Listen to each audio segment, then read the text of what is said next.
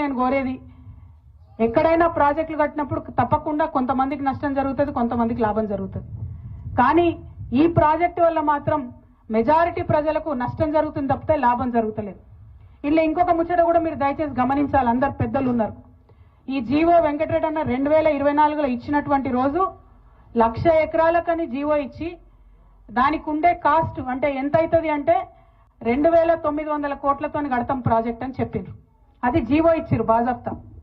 ఈ సంవత్సరం నడ లోపల ఒక తట్టెడు మట్టి కూడా ఎక్కడ ఎత్తిపోయలే, ఎక్కడ పని చాలుగాలే, ఎక్కడ ఒక టిప్పర్ వచ్చి ఒక స్పూన్ మట్టి కూడా తీయలే.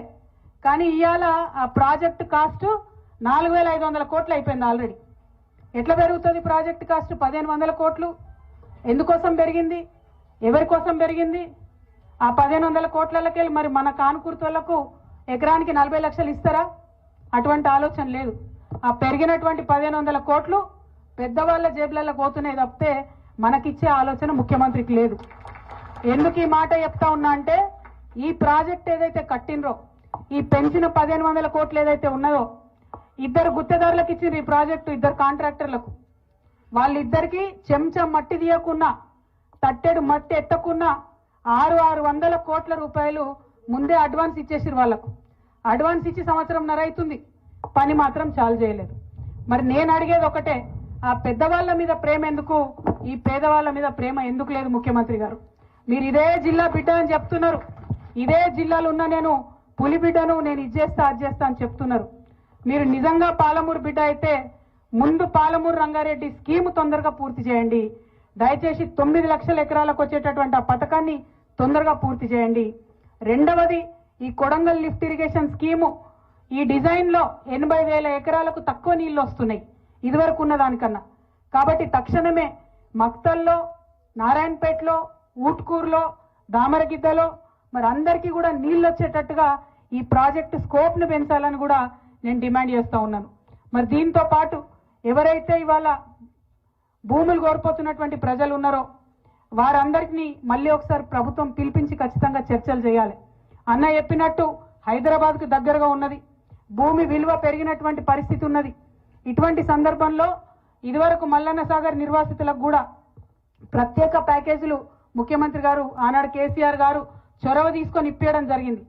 అదే విధంగా ఇప్పుడు కూడా ఎకరానికి అన్నవాళ్ళు డిమాండ్ చేసినట్టు 35 నుండి 40 లక్షల రూపాయలు ఇస్తే అందరికి కూడా గిట్టుబాటు అయ్యేటటువంటి ఆస్కారం ఉంటుంది. దాంతోపాటు రేపు మన ఊర్లో ఉన్న 800 ఎకరాలు రెవెన్యూ పోయినట్టయితే, అక్కడ అంత పెద్ద రిజర్వాయర్ వచ్చినట్టయితే ఊర్లో ఉన్న ఇండ్లకు కూడా తేమ వచ్చే పరిస్థితి ఉంటుంది.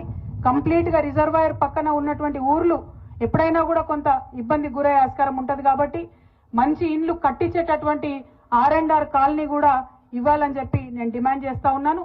దాంతోపాటు ఇదివరకు పెద్ద ప్రాజెక్టులలో భూములు పోయినప్పుడు ఉద్యోగాలు కూడా ఇవ్వడం జరిగింది.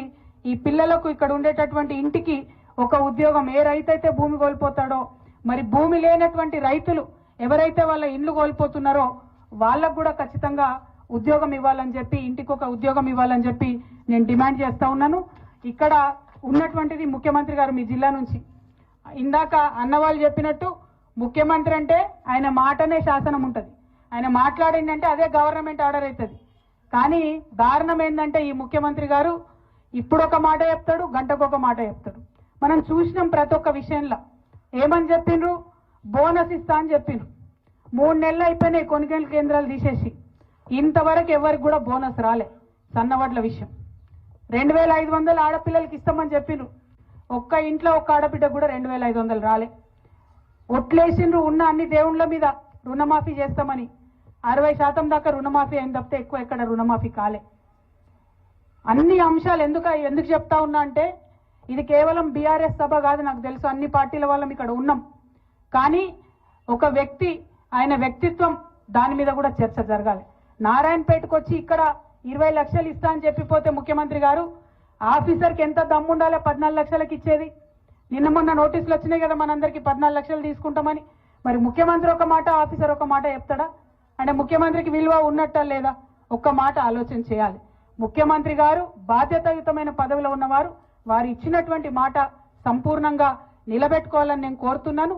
20 లక్షలు కూడా హైదరాబాద్కి దగ్గర ఉన్నది కాబట్టి ఇక్కడ విలువ తక్కువ కాబట్టి అందరినీ కూర్చోబెట్టుకొని మళ్ళొకసారి మీటింగ్ పెట్టి 35 నుండి 40 లక్షల లోపల ధర వచ్చేటట్టుగా భూములకు ఇవ్వాలని చెప్పి నేను గౌరవ ముఖ్యమంత్రి గారిని డిమాండ్ చేస్తున్నా.